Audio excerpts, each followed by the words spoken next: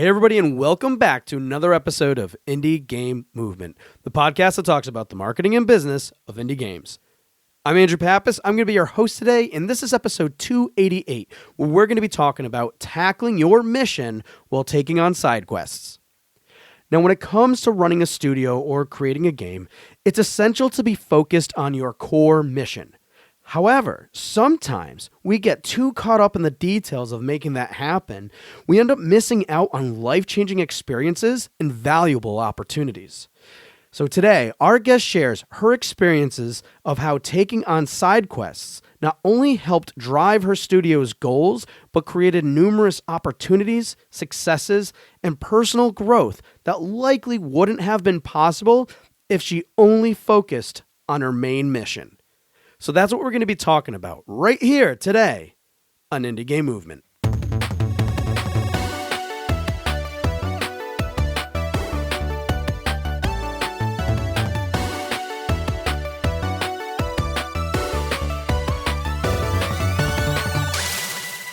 Hey everybody, and we're back, and today with us I have Philomena Schwab of Schwab Studio. Philomena, how's it going, and thanks so much for being here today. Thanks for having me. Yeah, good. Thanks. Awesome. Glad to hear you're doing well. Now, what I wanted to do real quick, folks, is introduce Philomena here. And if for those of you who aren't familiar with her, like I said, she's one of the co-founders of Schwab Studio with Micah Stetler, correct? Micha Stetler. Yeah, if Mika. you say it in Swiss German. Micha. Can you do it? Micha. Very good. All right. Very good. I Now next you say Kuchikästli. Oh, wow. That's... Very good. Now you speak Swiss German. Wow, that's all it takes, folks. All right. And with Micha, you guys founded the studio in 2016. So we're what at 6 years now, or getting there, right? Yeah, this week is the 6th birthday party. This week, wow. So, all right. Well, Yeah. congrats on 6 years. Thanks. That's quite an accomplishment. And with the studio, you guys are fairly small in the grand scheme of things. I mean, currently it's about what, a 10-person team? Yeah, 10 people. Nice. And what's really new and exciting is that you just launched The Wandering Village, which is in early access. It was launched, I think, mid-September. And if I remember correctly, you guys sold over 100,000 copies within the first week, correct? Yes. And it was doing really well. It keeps doing well. I mean, obviously, things died down a little bit after that first week, but still going strong. But to help out with that, a year or so before the early access is you also had a successful Kickstarter campaign for the game too, correct? Mm-hmm. And with all that going on and everything else, prior to The Wandering Village, you guys made 3 games to date, and the other 2 are Niche, which is a genetic survival game, and Nibatis, which is kind of like a action survival simulator, correct?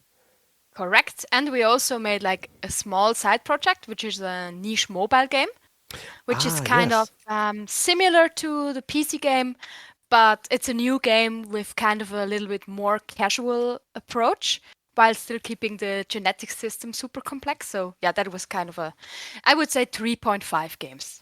Okay, nice. So some games under your belt, and the more recent one being extremely successful, or as I'm saying it sounds like it was extremely successful, but Yeah, for us too. Like the game sold in 1 month. It made more money than our second game made lifetime. So I wow, would okay, also yeah. say that for us at least, it was very successful. It recouped now its whole development budget after 2 months, and this was only the early access release, so I'm sure it will do very well over lifetime. Excellent. Yeah, so really making some good strong strides moving forward. And and this too, outside of these core focuses that you have for your studio and everything else, and working on all these games and future projects and such, there's a lot of other things that you've kind of done on the side, which is really, folks, this is the whole reason why this introduction's a bit lengthy and different is because it really leads into our conversation, which we'll get into in a moment. But like, you have done a lot of other things outside of these great achievements, which is, and I would love for you to elaborate on a few of these things in a moment. But like, you're also the Kickstarter community or member on the advisory council. You're a Wings selection committee member of that, which great organization. Hmm. Also, the Swiss Game Hub co-founder, and in 2017, just 1 year after you guys founded Strafon, you were named Forbes 30 under 30, which is an awesome accomplishment to have. And on top of all these things too, you're doing like numerous talks and presentations. One you actually did earlier this month. Time of recording, we're in November of 2022. It was one talking about broadening a game's audiences with smart difficulty, which if anybody is familiar with it or hasn't seen it, you should check it out. We'll link it to the show notes. But my point being here is you do lots of other different things, not necessarily associated with that. And so it's like, again, that's kind of what we're going to talk about. But I'd love for you to share with us kind of what your roles are with those organizations and kind of what those organizations represent or what they do. Hmm. So for the Kickstarter Council, they formed it, I think about 6 months ago or so. Mm-hmm. And it's basically a bunch of people. I'm the representative for video games, and there's one like for each discipline. And so we sit together on like a monthly or so basis and talk about what needs to be improved about the platform. We gather feedback from people that are currently running campaigns. So if you're running a game campaign or if you're planning to run one and something isn't working, then please reach out to me and I will like collect all the feedback and forward it to Kickstarter. That's my role there. And then for the Wings Fund, I'm in the selection committee. So that basically means, sorry, that games get submitted to us from different developers, and then the committee looks at them and like rates them based on if they think that they would work, like be a good fit for the fund, and if they would be profitable for the fund, and so on. So that has been really interesting to see like all these games, their budgets, their marketing plans, play Mm. the demos. So this has been one of my favorite parts of the week whenever the new Wings games come in and I review them. Yeah, for the Game Hub, like Switzerland has, I would say, a bit of a struggling game scene. We don't have a lot of funding and stuff. Mm. So it's pretty small, and most of the people that are starting a team are juniors, like fresh out of university, because we don't have big studios where they go work and then like start their own studio after that. So they need a bit of input. Otherwise, the chances of them not being successful is higher than when you worked like than when you have work experience, right, from Right. a Yep. bigger gaming studio. So we started the co-working space 3 months before the pandemic started. Worst possible time to start a co-working space in Ugh. human history. No, not in human history, but in the recent few years, I would say. And yeah, then it's basically just a non-profit organization founded by us and two other game studios. So we basically just had to pay our own rent for 2 years, which was it was so stupid. Like we rented an extra big space with additional rooms, and then nobody could work there. But now, finally, like now since a few months, a lot of people have moved in, and it's now the building with the most game developers in Switzerland in one place. So Nice. I'm very proud of that, and it's very cool because there's a lot of exchange. Like you don't have to set up meetings; they just happen while you're, I don't know, out to grab dinner, and then you have a question to somebody you can just ask. I really, really like that, and like the mood is very cool. And we also do like regular events where we play test each other's games. So I think it has been really beneficial for everybody. I've also been a member of the Swiss Game Developers Association for 10 years Mm. to Right. like to help with political activity, see that we get said missing funding that Mm. I mentioned earlier, and also like doing the Swiss Game Award and stuff. And we're also currently starting our own publisher. So yes, I am very distracted. Definitely distracted. Lots of distracted, but we'll call it we'll call it like controlled distraction, perhaps, Hmm. or to a Sometimes. degree, yeah, sometimes. But still, it's absolutely amazing with how much you're doing, how involved you are with in lots of different um, facets and such. So, and again, folks, we're going to talk about this in a minute, but before we do, okay, you're doing a lot. What do you do, if at all, when you have free time? How do you unplug? How do you enjoy yourself when you're not necessarily doing lots of lots of things? So in the summer, I go swimming a lot. So usually you have to take me away from the computer because if I'm at the computer, you can be sure, and from my phone, because otherwise you can be sure people will find a way to get me back to work. Because there's like, I don't know, I'm like when I'm like, okay, now I'm focusing on doing our games balancing. And then I turn off like my mail and I don't know, Twitter and Discord, and then people find like another way to ping me and they're like, dang, I have to turn this off, and then they find another way to ping me. So I would like to have like a program where I can switch all availability off at once. That would be helpful. So it always takes some time to like step back and become unavailable. And Now I swimming is a forgot what. great way for that to happen. Yeah, absolutely, because then you're underwater, and thankfully my phone is not waterproof, so I'm alone. I also really like reading and audiobooks. Mm. And yeah, what else do I like? I really like singing karaoke Ah, yep. and yeah, playing games. But yeah, then it's kind of hard to not get pulled back into thinking about it from a strategic perspective. So Yeah. I was just playing Cult of the Lamp over the weekend. And then I was like, oh yeah, they did this. And oh, and how could we like get this graphic tweak into our game too? So it feels a little bit like work, but usually it's still relaxing. Well, that's good. I mean, and it's kind of funny, and that's just how some of us are too. Like, just I can relate in a lot of ways. I'm sure a lot of you people listening today can. There's always something churning in the background, right? You, Hmm. no Hmm. matter what. And Yeah. but still, you do your best to unplug, and those are some really good ways to go about doing that. Like, I.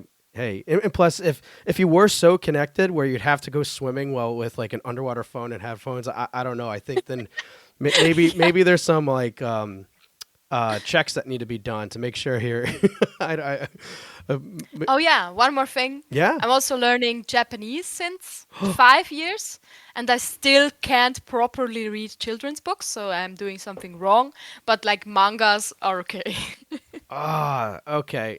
Now you're really motivating me because I'm sure I shared this before with a few times on the show, but I have went to Japan to learn Japanese Nihongo, and but Mhm. I can just maybe pick up a word or two if I'm lucky, like Mm. to read. So I don't know, but now you're motivating me because you're like I'm pushing to read children's books, and I'm like I've never even pushed myself that far, at least outside of when I learned the language. So, anyways, but that's awesome Not because cool.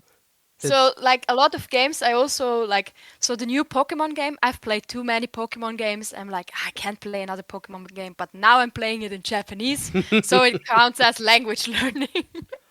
see that's what I need But to do. So that's yes. awesome, and I'm sure it's a bit different of an experience too, because I mean, sometimes some words don't directly translate and such, or Hmm. the context and everything else is different. So Absolutely. I love it. I love it. So still doing so many other things on top of all these other things. But before we get into our discussion, I need to ask you some really random questions. And everybody else, I'm sure you're familiar with what it is, but it's the Q box round. And for those of you who don't know, it's just a series of random questions I have prepared here for Philomena. So, Philomena, are you ready for the Q box round? Let's go. All right. Um, what was your favorite subject in high school? Biology. Definitely biology. And maybe like informatics, but it was very basic. Ah, okay. And maybe German, because I really like writing stuff too. But I Mm. think the winner's biology. All right. I'll go with that one. What's your favorite movie of all time? Probably Princess Mononoke by Studio Ghibli. I need to see that one again. Actually, it was funny. I recently, by chance, started watching Nausicaa of the Oh, Valley of the Wind, and very good. that's the first time I seen it was years ago, and I still can't recall how many movies I've seen that are so it's not so old, but it is, but that still Hmm. hold up to this day. It Hmm. actually reminded me of the original like Cowboy Bebop. Hmm. Like when watching it to this Absolutely. day, I'm like, wow, this thing still holds up remarkably, and so does Mm. Nausicaa. But then right after that, I was like, I gotta watch Princess Mononoke, and because I'm trying to get my kids on board with Ghibli. So anyway, sorry, I digress Oh, here. you will do that, I'm sure. Oh, I I have, also yeah. really you have already? Oh yeah, Ah, no, very good. like I the first one I've never seen My Neighbor Totoro, so Hmm. I that was the first one I played. HBO Max, folks, it has all the Ghibli content. So if you're looking for a streaming service, that's one.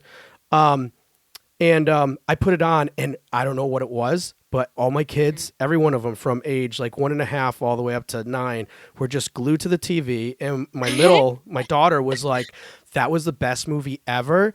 And I Aw, don't know what it was, but she's like, "Can we watch it again?"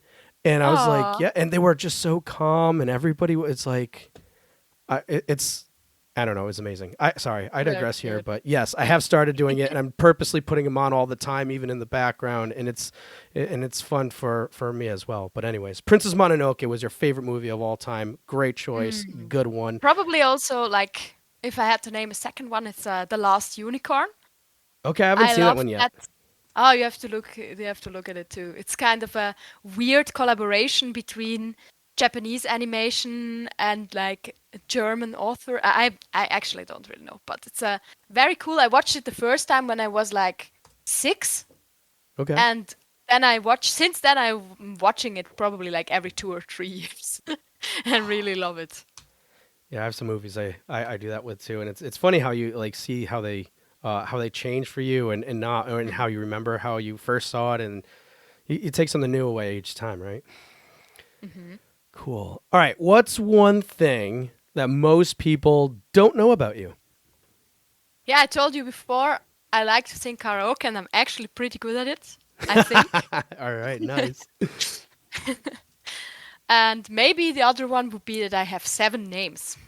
7 names. Like not Yes, yes. nicknames, but like, No, okay, actual names. actual Yeah. names. I think nowadays it's actually forbidden in Switzerland, and I think maybe I'm a little bit guilty of why that happened. Because you're the one person in Yeah, Switzerland with 7 names. So probably. if it ever comes up in discussion wherever you're going, you know that Philomena was a cause that it's illegal now to have multiple or maybe at least 7 names. But you Yeah, I think it's now limited to 3, but I'm not 3. sure. But you're grandfathered in. or Sorry? or you're grandfathered in, meaning like it does the change doesn't apply to Ah, yeah, you, I but grandfathered in. Yeah, okay, yeah. Oh, yeah, cool. I learned a new English expression. yeah, there you go. Good. And if you're not, we'll edit this portion of the show. um all right, and then you maybe you already shared this with us, but what's your favorite outdoor activity?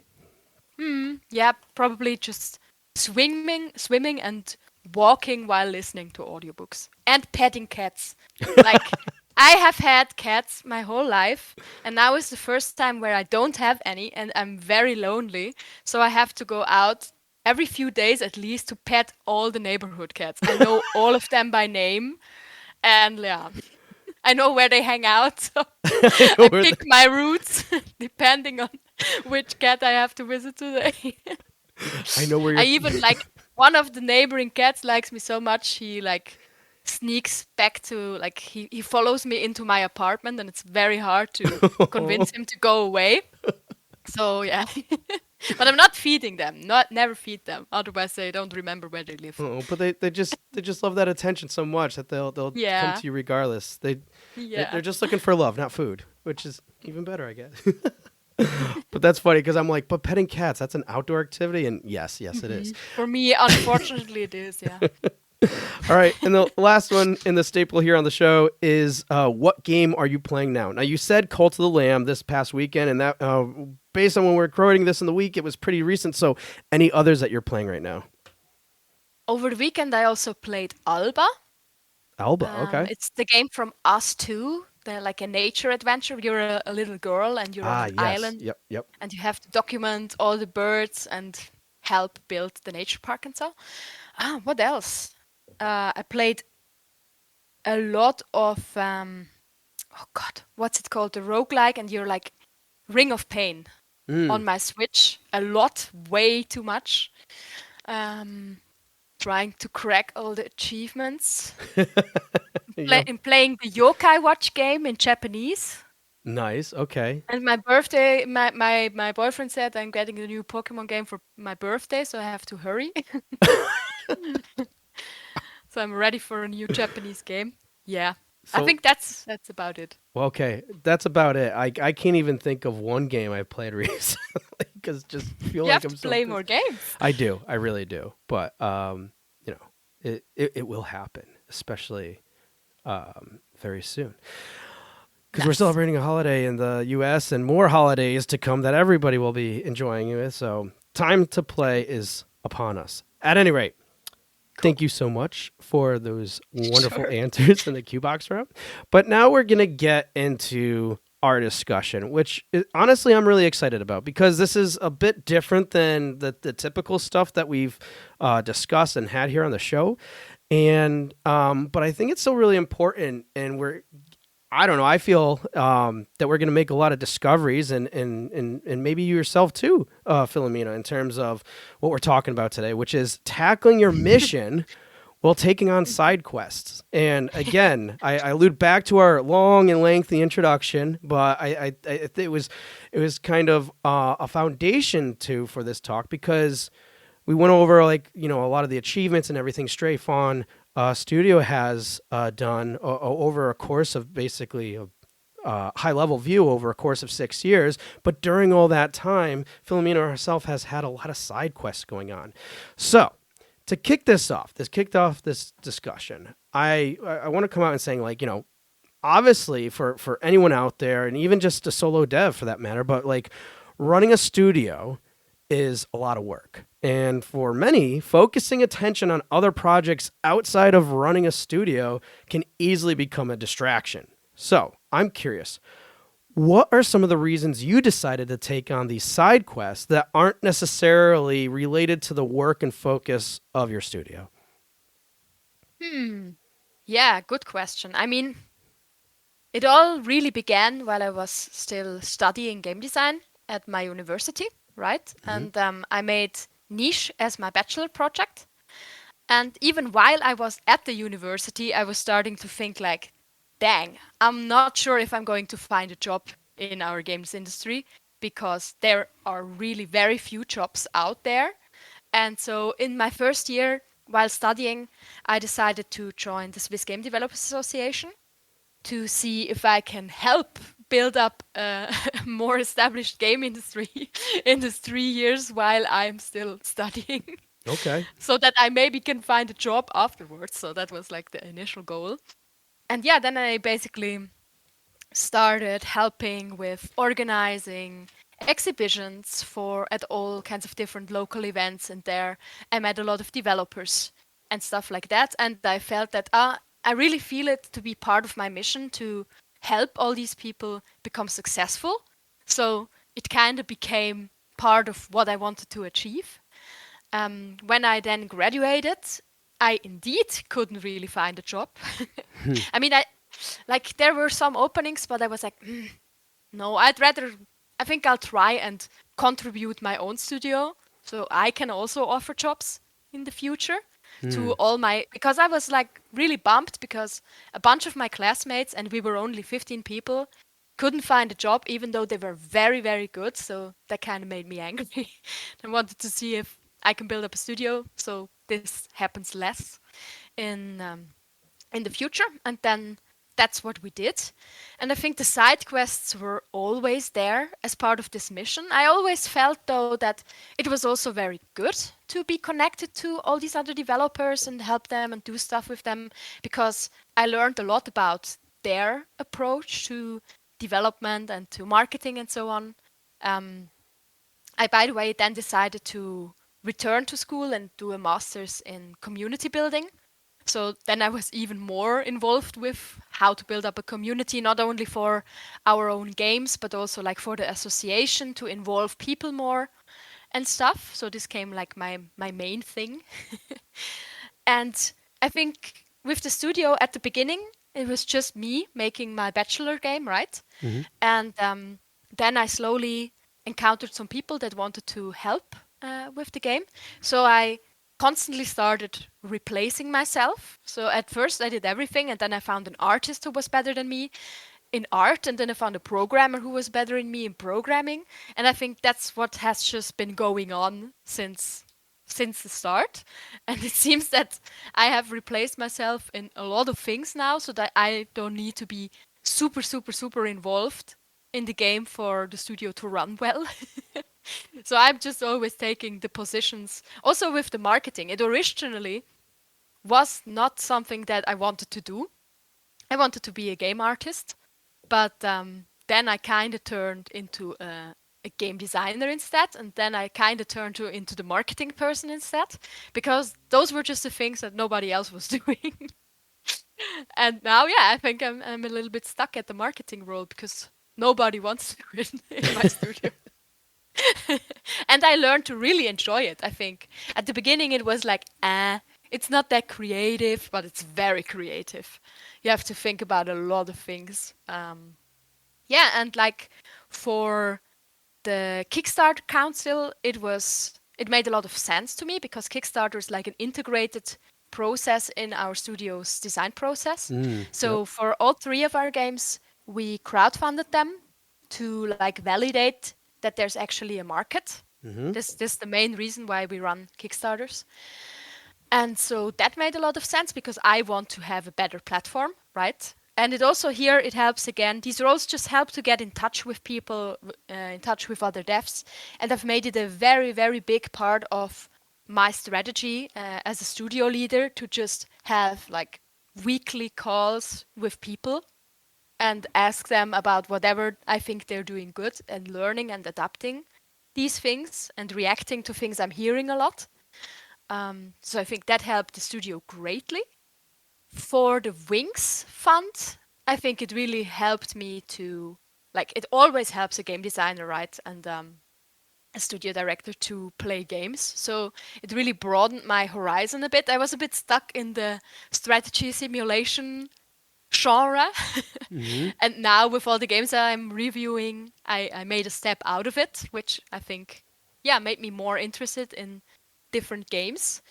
And without knowing, this has been a great preparation also now for the publisher that we want to start, right? Because now I've seen a lot of pitch decks, evaluated a lot of budgets, and so on. So now I can think about what kind of games I would want to publish and like yeah what the budget would be, what the requirements for us would be, and so on. So it all kind of is connected to each other, and I think starting a publisher again will be great for the studio because we will have more relationships with platforms, more relationship with content creators and so on, and a lot more marketing experience.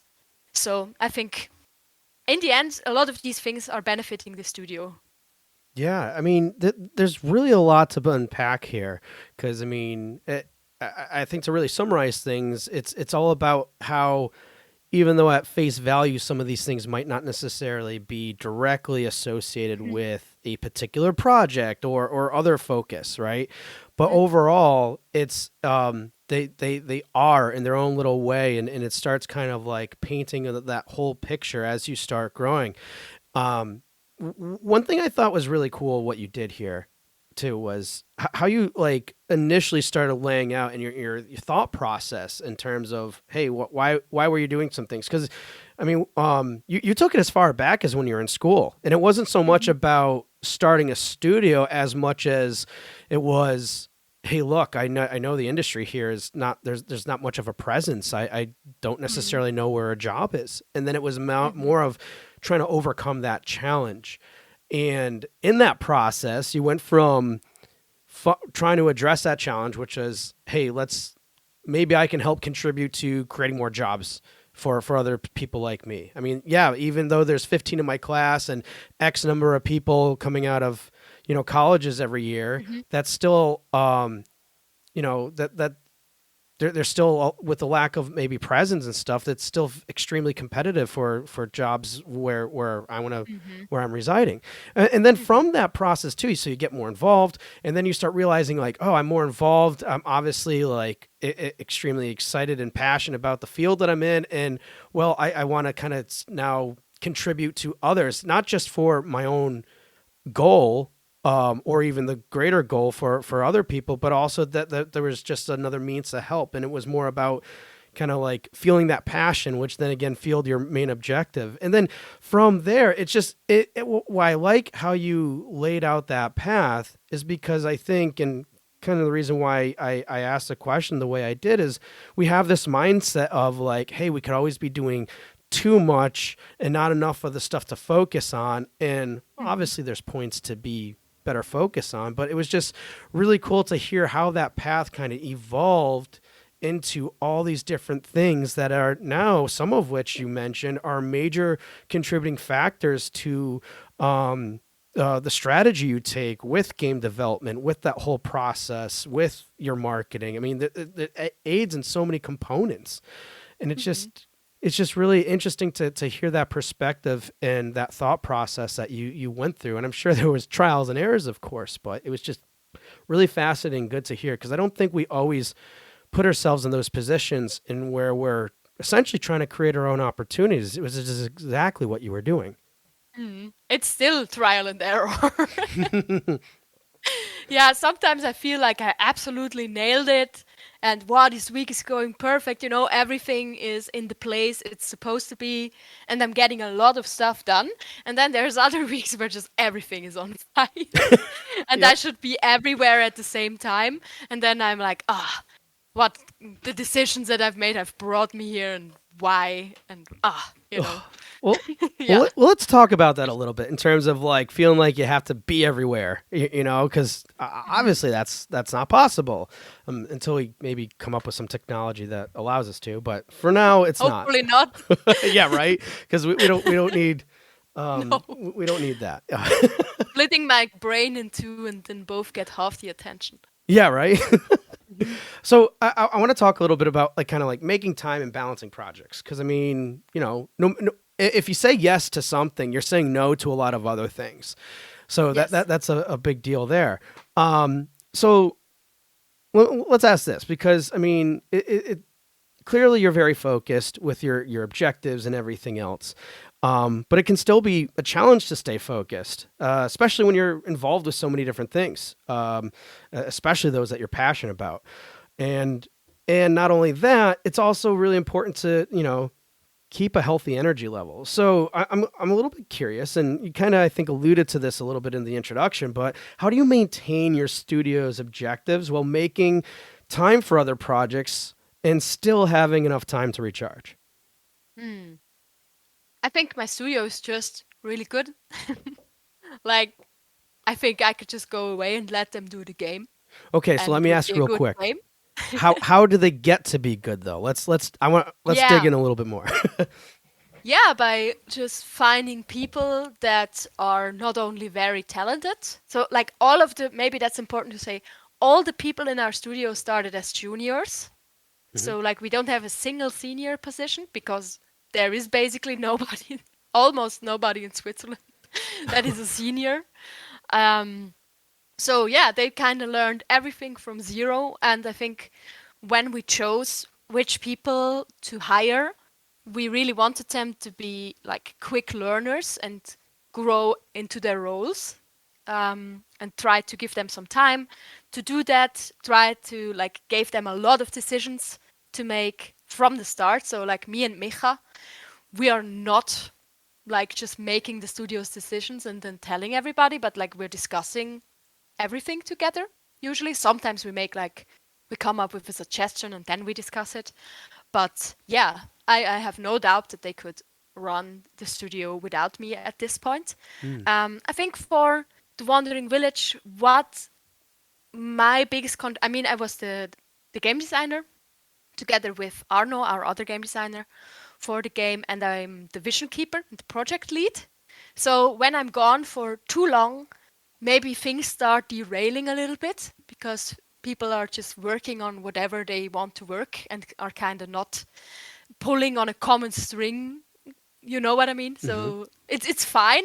I could be gone for like a month or something and then come back and the game would be better, but then maybe it would be time to like regroup a little bit, plan some more, and tell everybody like what the new focus is now, so they pull into the same direction.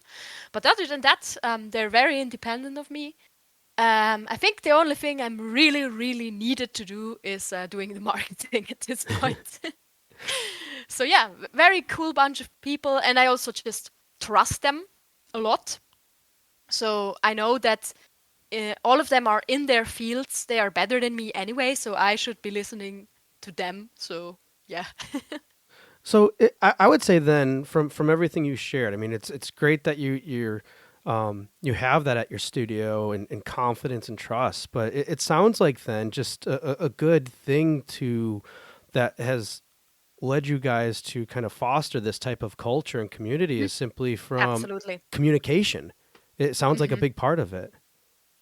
Yes, absolutely. So we also have a same salary policy. So everybody just earns the same at the studio.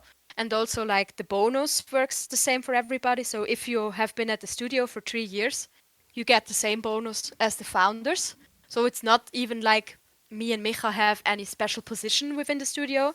Everybody knows that they're like they're making their own fortune, Mm. and not just the managers are gonna get everything from them. So they know, um, yeah, they want to keep their jobs. Yep. they want to keep the studio going, right? And so they're very devoted also, and it just, yeah, it feels like one big, pretty level play field for everybody, and I really like to work that way. Nice. Now, speaking of level playing fields in terms of like other things, I'm curious how like in terms of let's say like making time for new things, especially whether or not they're related to your studio's mission or not. New things in themselves can come with frustrations, and a lot of times can also require stepping out of your comfort zone. So I live outside of my you comfort live zone. okay. So answer me this then: how do you go about tackling new things? Maybe if they even say seem a little frightening, like how do you do it? I'm very used to it by You now.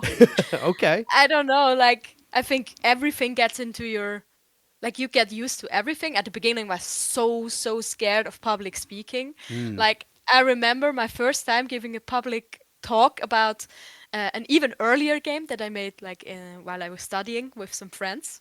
And there was a newspaper report about, like, the event, and it mentioned my presentation especially as being very nervous. I'm like, God damn it, do you have to write a newspaper article about me being nervous at my first presentation? Just leave me alone. And yeah, from there, I've just done it so many times that at this point, I'm just very comfortable. And I think that's the same with like making scary decisions. They just got scarier and scarier over time. So by now, I'm very much used to the regular scary amount. Mm. I mean, just for example, The Wandering Village was supposed to come out a year earlier, and then we had quite a bit of hype around the game. So we were like, maybe. And we had one more year of money. So we were like, maybe we should just use all of this money and invest it into the game and make it as good as we can and make localization for it and use a bit of a marketing budget and so on. So at the time the game was released, our bank account, I mean, at the time it was released, we were already sure that it would be do kind of okay because it had 500,000 wish lists Right. at Yeah. the point. But still, like, we used all our resources, and at the time it came out, we were like, our bank account was on zero. And so the lowest point of our bank account and the highest point of our bank account ever are within 20 days of each other. So it was very scary, and everybody was pretty scared at the studio, and we were very relieved when it all worked out. I mean, we knew the game would make enough money, so that we can deliver everything we promised in the Kickstarter and add some more content, but like we weren't sure if it was going to finance our next game project or if this was kind of it. So, yeah.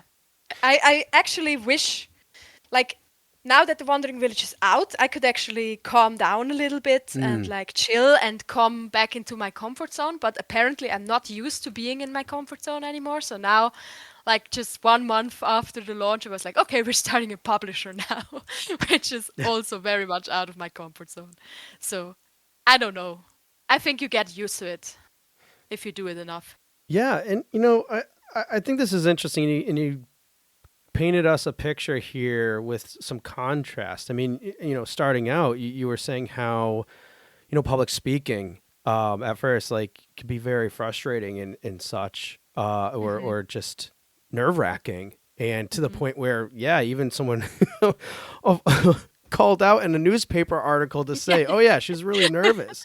I mean, Yeah. but I mean, do you think it's let's say if we're going to paint that particular scenario, very black and white, based off of that newspaper article, would you let's and I'm not saying it was, but let's just call that a failure, right? In quotations, meaning Yes. you didn't do well because clearly you were frustrated and people knew you were frustrated or knew you were Yes. nervous, right? Yeah, yeah. But like, would you have rather had that experience than if like it went really well? Because it's like, I'm just looking at it from a learning experience, but I want to know like how it was for you. Was it a learning experience? How do you think that helped drive you further?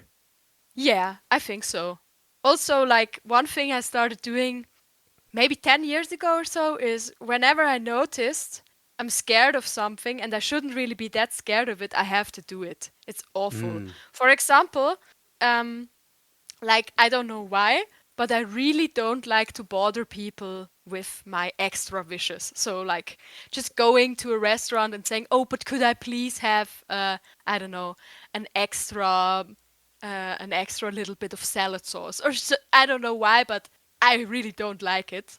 And so whenever I feel something like that, I'm forcing myself to do it all the time so that I get used to it. And then I'm always noticing myself like, oh, I don't want to do this. And no, dang it, now I have to do it. Or like telling somebody that they have a very nice skirt, you know. I'm like, ooh, maybe I shouldn't. I don't know how this person would then react. And damn it, now I have to do it. Then I have to go there and tell them they have a nice skirt. And that I think also really helped with getting out of the comfort zone thing.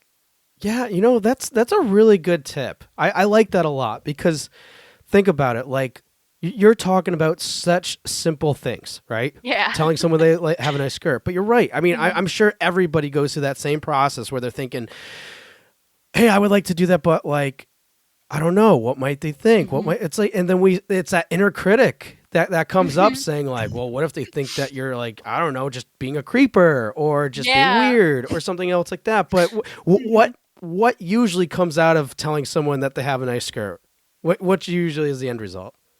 Yeah, they are happy and say thank you. Yeah, and they, in some cases, they who knows, they could have been having a horrible day, and you just made their day. Yeah, That just changed their absolutely. whole Like, perspective. yeah, whenever it's like something where I feel like, oh, this is stupid, I really shouldn't be so scared, then that's the point in time where I have to. Yeah, and what's really interesting, I think, about this that goes right back into your other example, the recent one with like, your development and everything. You guys had that basically not really a nest egg, but like you guys had that chunk of money that you were comfortable with, and you were in a position where you felt, hey, it's okay if we release the game now. But instead, you're like, no, let's take that a little bit of a risk here. Let's get out of our comfort zone and put more back into the game. And I'm sure there was other factors that that kind of gave you some confidence, but there was still a big level of uncertainty. because Yeah. no one knew how it was going to play out. You guys definitely didn't know. No one knew. I I'm mean, but you, always so uncertain about everything. Just for example, like our Kickstarter campaigns, when we always have very low funding goals, right? Sorry for interrupting you, by the way. mm, go We ahead. always have pretty low funding goals, and people then usually think like, oh, it's just so they can get funded quicker. No, it's actually my insecurity whether we can even hit this very low goal, which should be clear to everybody that we can hit it, except to myself. So I have a lot of imposter syndrome. Yeah, Yeah, yeah. but it's still super interesting though because it's like I think and I kind of what I'm connecting here and the point I'm making, I guess, and probably your own realization too, is simply that, you start with these little things and you're like, okay, I thought that, I got to act on it, type Yes. thing. And let's face it, and this is another thing I think a lot of people forget about. Sometimes just staying committed to a decision is better than not making a decision at all. And Mm-hmm. but in doing so though, you're clearly getting out of your comfort zone, like Mm-hmm. saying, "Hey, you have a nice skirt. You look great today." All those things. But it's like that whole that continuation in that mindset that you have, that cool idea and suggestion you shared with just, if I thought about it, I'm just going to go ahead and commit about it. I don't want to Yeah. like think about it like too long, especially things like that Yeah. lead you into becoming more comfortable and making tougher decisions like, hey, let's take all this money we have saved up and just put it back into the game. And I know it's a little risky, but let's do it. And I mean, in this case for you guys, it ended up paying off, but I think you kind of, you at least did a lot of things to put yourself in a position where, yeah, you put yourself in, out of your comfort zone, but in doing so, you were able to reap a lot more of the rewards. Because face it, let's say you didn't, you released the game when you did. Do you think you would have the same type of outcome a year ago than what you did a few months ago when you released Wandering Village? No. I mean, people are still now already still complaining that it doesn't have enough content. So So I definitely think not. that I think that if we released it earlier, we would have had quite a bit of backlash. Yeah. I mean, the problem is always when you already have a bunch of hype, right? And then people are expecting something, and people are, I don't know, don't care that much if it's labeled as early access. If it doesn't live up to their expectations from seeing the trailer and stuff, then you're gonna get the backlash. And I think we would. Mm, I mean, we still are getting a little bit of backlash, but I think we would have gotten quite a bit if we launched it that much earlier. Yeah. yeah. No, and again, I love just how you outlined these things, your processes, and how, you know, how even just a simple, what seems like a simple mindset can really attribute to these types of decisions that are really leading Mhm. to like growth and just lots of cool things happening. Um, I agree. Now, I want to kind of go back a little bit here to the side quests a little bit, because I have a feeling that the side quests, as you did share earlier a little bit, are kind of contributing a lot more than what we may think, what listeners may think, in terms of how they can really help attribute, even if there are indirectly, to growing and doing a lot of things that are a core focus for your studio or for your development goals. So obviously, outside of some recognition, you probably get some recognition, and I'm not necessarily you, just in general. If you're doing all these other things, like, okay, Forbes 30 under 40, yeah, you get some recognition. But outside of those things, what would you say are the main benefits that you found from just being involved with these different side quests and organizations and such? Think speaking about the recognition, I mean, I don't really care if it's just my face on the newspaper, Hmm. but what they really helped with is we really got, just for example, as you said for the Forbes listing, Hmm. there was a lot of coverage in the Swiss media for it, and I was like Mm. invited to TV shows and stuff. And yeah, that's cool for me, but I think what it is actually cool for is getting politicians to notice the Swiss game scene more Right. because it's in their Sunday newspaper, so you can't ignore me. Yep. You know, which you have been doing for years before. And yeah, I think that helped opening the path a little bit. We're still not there yet, but I think it opened some more ears to like our plea to get a better funding in Switzerland for games. And I think it also helps a lot with getting credibility Mm. for you and also your studio. I mean, at this, it helped me a lot just also like for biz dev. So I'm also doing our business development Hmm. at the studio. I think there they need me a little bit too, though maybe they could do it on their own. But at this point, I have like established a lot of connections through like you get introduced by other connections that you made. You speak at some conference, and the conference director knows somebody at Epic or something, Hmm. gives you an intro there. So our studio now established contacts with pretty much all of the bigger gaming platforms, which is awesome. And yeah, currently, like we're also working with Microsoft to get the game on Xbox and so on. And I don't think all of these opportunities would have happened if I didn't do so many things to get connected with people over the years. So that was definitely a benefit for the studio. Yeah, and I mean, I'm sure if if we really had the time and to sit down, you could probably think of any number of other things that happened that you that don't even come, top of mind, and Yes, such. But definitely.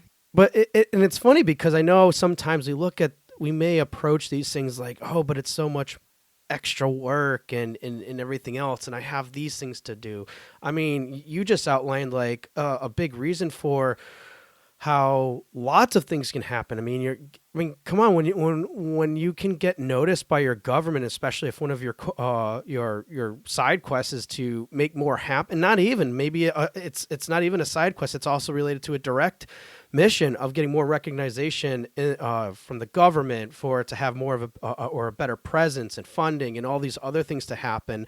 I mean, just by making this one accomplishment, it's not so much about you I mean, it can help you and your studio and everything else, but now it's about everybody else, and it just it's so funny how like symbiotic and expansive just Yeah, one thing can be. Um, absolutely. That's my motto with everything. Try it to be symbiotic and yeah, try yeah. everything to be connected in some way. That usually also helps. Now, let me ask you this, too, because and this is maybe a little bit more focused and kind of goes back to some of our discussion earlier with your team and stuff. But like, what ways do you think that your involvement with all these organizations and other things has led you to become a better leader for your studio? Yeah, I think it definitely helped because you're working with all kinds of different people. They all have different problems. You see organizations and other studios and what kind of problems they have and how they solve them and so on. Yeah, I think my perspective has just become quite a bit broader than if I had just been working in the studio. So I hope they benefited from it in some way.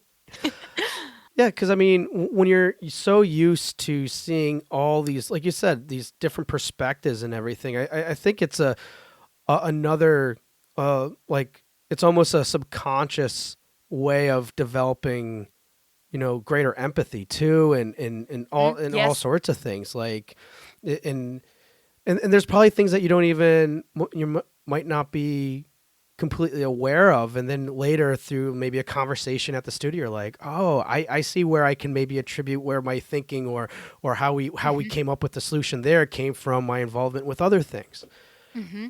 I think it also really helps to see like what these other entities' goals are. At the Mm. beginning, when I was just starting out and made my very first game, even before I started studying, I was just like, oh yeah, I'm making this game, and then the YouTubers have to play my game because it's my game, you know? And now I'm like, no, they absolutely are they're not even playing it for themselves. Usually they're mostly playing it for their audience. So what can I give them to make it more interesting for their audience, which in turn will benefit them? Just one thing. So that's one example why we started to give YouTubers giveaway keys, for examples, Hmm. because that's something they can give to their viewers. Or as a game fund, what is their goal? Or like what is Kickstarter's goal? What with the platform?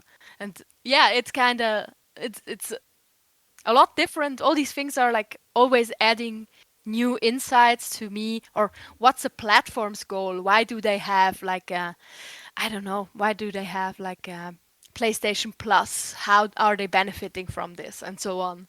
That really helps you to also become better at business development because you understand the needs of the party that you work with, and then you can like lean into that and adapt your offers so it's more attractive for them. You know, you actually reminded me of one thing I wanted to call out to as well, where even back a few minutes ago, and even now with saying that, having this understanding of different perspectives, understanding of empathy, I mean, it really allows you to stand out more. So, for example, you said with, hey, I reach out to YouTubers or influencers or whatever. Well, what is Mm-hmm. it that they really care about? Because it's not Mm-hmm. my game. I mean, yeah, Mm-hmm. to a little bit of a level, yeah, they do, but their thinking is this game's awesome, so my audience is going to like it. So, Yeah. and by doing everything, being mindful of that and catering the most you can with there, you're going to stand out more than that other team that's like, hey, play my game. Yeah. It's just like do this for me. Exactly. It's like, well, Mm-hmm. okay, but it's my audience, and it's funny because I can relate to that. I get a lot of requests from people wanting to be on the show that are outside of games, and they have like, and it's like, and I'm like, do you guys even know who listens to my show? Because I don't think you Mm-hmm. do, Yeah. and it's like Mm-hmm. similar types of situations. Like, how are you being mindful of how is it going to be mutually beneficial? The Mm-hmm. other thing too is with the biz dev and marketing. I mean, we like you said, we all talk about to some degree like what are the tactics and what are even the great strategies of how do we approach these things. But with some of these side quests, I mean, for some people in terms of like biz dev with meeting new connections or with like marketing approaches, it can make all the difference in terms of just standing out more. Like you said, I mean, the Forbes thing, it made it into the papers. You were being asked or other people. I mean, you are clearly standing out among a lot of other people or studios or whoever else just from that one thing alone, which is still aiding in your own mission, aiding in your other passions and side quests. So I think it's really interesting to make note of because when we're talking about game marketing, when we're talking about just game business, sometimes I think, and it's so easy to do, I can relate, where you just get so honed in on your little bubble, I guess, and what that means to stand out and everything, when the reality is sometimes these other things are so much, they seem so much further from what the goals are, but the reality is, okay, maybe at a quick glance, they might seem that way, but you're really going to be standing out much greater than anyone else who's thinking of that very super awesome tactical approach type deal. Um, so Mm-hmm. it's just I don't know. I just find it interesting how you led us through your story and everything, and how everything is so connected and everything to the point where Yeah, it is. it Kind all of is. has Yeah. it all has purpose and meaning, and on top of it can be just a different way of standing out, but still being highly relative to what the goals and focuses are. Yeah. I am hoping that will be. Yeah. I've like for some time. I also, or I'm still sometimes. I'm like, everything is disconnected from each other and it doesn't make sense. And then there are these moments where everything just clicks together. And I'm like, no, everything was supposed to be exactly like this and led to this specific moment or this specific decision. Mm. So it's not always easy to tell where things are coming from, as you say. Yeah, no, I mean, and that's I think again it goes back into the whole comfort zone, and it can be a little scary where you're thinking like, but does this even relate? Does this matter? And I mean, and that's when, but I think through that process, that trial and error, and some of those mindsets you shared with us is what Mm. really can help validate that for you. Hmm. Yeah, Now, be, absolutely. before we close here, I do want to ask this one thing, and I'm sure you already shared some examples, but I just would love to dive into this just a little bit more because I think this is just as important as everything else that we discussed here too. So, in addition to the professional growth that we talked about from all these side quests and everything else, what would you say, like, in what ways have your side quests also helped you grow personally? Yeah, I've definitely become bolder, I Mm. think. So I'm like I'm a very introvert, and I would say I'm also a pretty shy person by nature. And a lot of people that meet me now are like, "No, you are not. You're standing there in front of 1,000 people and talking. You are not a shy introvert." And I'm like, "No, it's just practice. It deep inside, that's still who I am actually." So yeah, I think it showed me that I wanted to like be this person who would be able to stand there and enjoy standing there and giving their presentation, and I just made myself into that. So I think we can really change a lot about ourselves, what we want. This realization has also helped me a lot. So currently, for example, I'm trying to work on not being so impatient. I have like a tendency to interrupt people and to just be generally impatient when something doesn't happen. And now yeah, let's check in again in a year if it's gotten better. Yeah, it just showed me that I can change most things about myself if I want them to change. What else? Definitely made me more gave me more empathy Mm. for people and their reasons. And before I was just like often thinking, like, ah, you're such a dumbass. And Yeah. now, nowadays, I'm like thinking, but why are you being a dumbass? Right. Yeah. Probably has a reason why you were being like that and acting like that. And usually, when you figure it out, that helps a lot because then you start talking to the person in the way that they like. Sometimes it's like, ah, okay, this is just a person that really needs the validation because they're very insecure and that's why they're like talking up to you when they're dissatisfied. And then you just like start to throw in some, oh yeah, thank you for doing that. And then you know, oh, this person just really needs that, and then your problem is gone. And it's incredible how many of my interpersonal problems I resolved with this. Like I don't care if I say thank you or if I'm being more clear and candid with another person who really needs that, like needs clearer instructions or anything. And yeah, it really helped my interpersonal relationships, I think. That's it, and that's awesome and great to hear. And it is because I think a lot of the times when we think about doing these things, thinking about these types of side quests, it's always leading in for, not always, but I think we tend to have. I'm speaking very generally for people here, but just we generally have this mindset of it being self-serving, like like I said, like as maybe some means to stand out, but leading and again, I mean, at first, I mean, some of the reasons, I mean, again, now I'm going to go black and white here. At the very beginning, you're the very beginning of your journey. You were talking about how I'm going to get more involved here so I can make more things happen so I can have a job. And then, okay, my classmates can Yeah. have a job, right?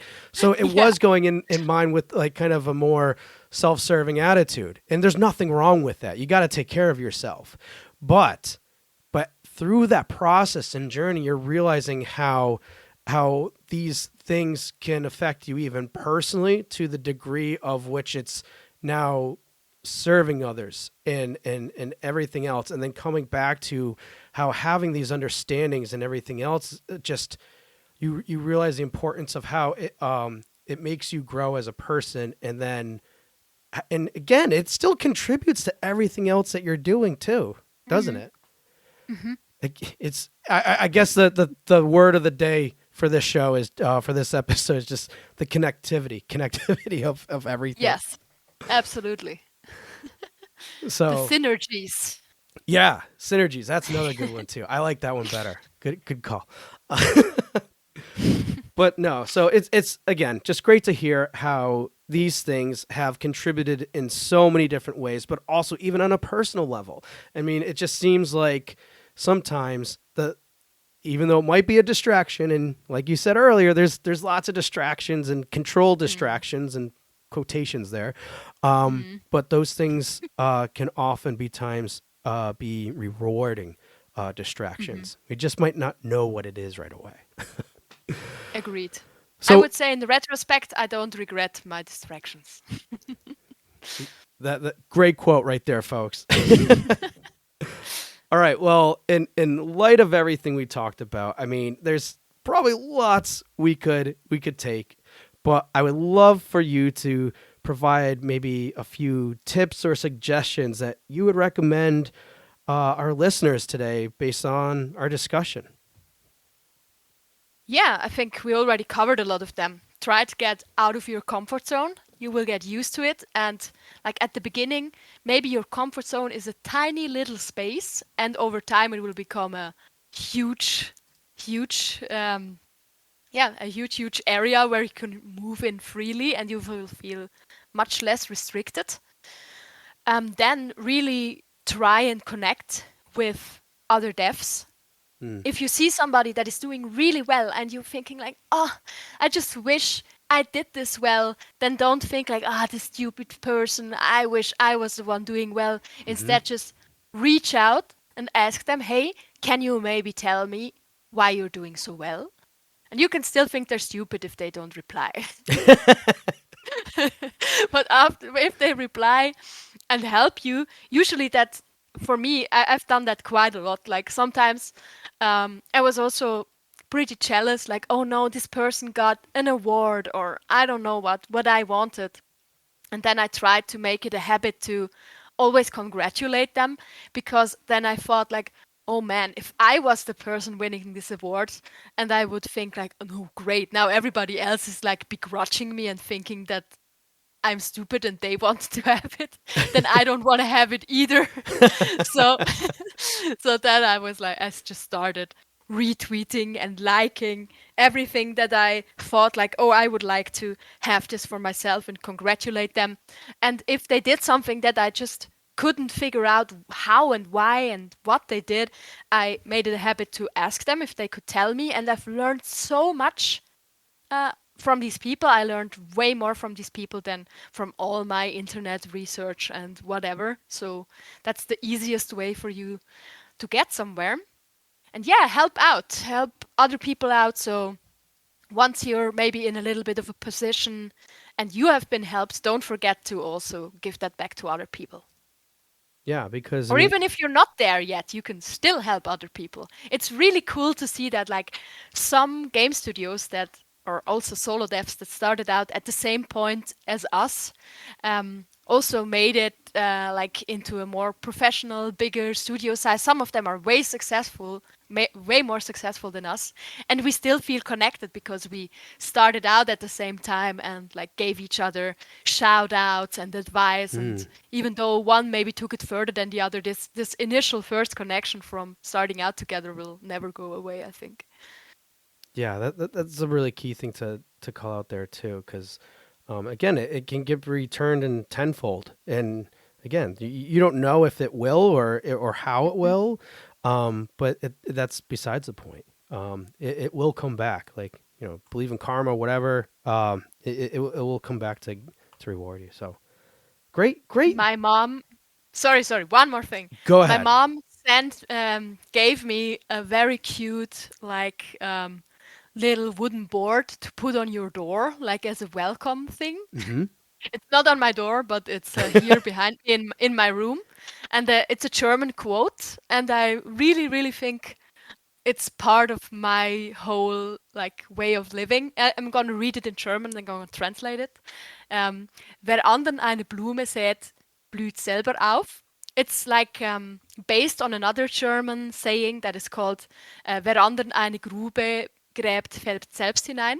And that so basically the original German thing says, who digs a hole will fall in themselves. Hmm. And the new quote that has kind of been changed up from this is who um, who plants a flower for somebody else will start to bloom themselves. I And I love think that. it's very, very cute. That is so good, and I'm so Right. I'm so glad that you shared that because I think it really puts a unique perspective on things. So awesome. Well, can't thank you enough for this discussion, for the tips and everything else. But before we completely close today, Philomena, please share with us, like, what are ways people can get in touch with you? How do they find out more about Strafon's studio? And where can they find out more about Wandering Village and everything else? Yeah, so we have a Twitter. Hopefully it's not up in flames by the time that this podcast goes out, but that's a great way to reach us. Or you join the Wandering Village Discord. There you get a lot of info about the Wandering Village, and you can also just send me a DM. Or you can always just reach me at philo@strafonstudio.com if you want to reach out via email. Yeah, happy to talk. Excellent. So please, if you're not familiar with it already, check out Wandering Village, or at least the Discord, or even just say hi on Twitter. And yeah, I mean, Philo's all up for questions and connecting, obviously. So you can reach her out that way. But again, Philo, thank you so much for being here today and sharing all this. I mean, I don't think these types of conversations happen enough, and I'm just simply grateful that you are able to go in such great length and detail and sharing your own experiences and how they can really contribute to meeting all your goals and then some. So can't thank you enough for being here today. Yeah, thanks for having me. Hey everyone, thank you for listening to another episode of Indie Game Movement. I'm Andrew Pappas, your host, and the show's producer is Mustafa Price. If you enjoy and value the show's content, you can support us even more by going to Patreon and visiting www.patreon.com/IGM podcast and select the tier that best suits your needs. Show notes for this episode can be found by visiting rengenmarketing.com, the number episode of the show. Rengen Marketing is a consulting marketing company that helps indie devs with their marketing efforts. Whether you need guidance with your game's marketing strategy or could use a free marketing plan template, then please visit www.rengenmarketing.com and take action. A special thanks to Dakota Saw for Season 2's opening theme and Melissa Gellis for the new logo design. And as always, thanks for being such great listeners, and we'll see you next time on Indie Game Movement.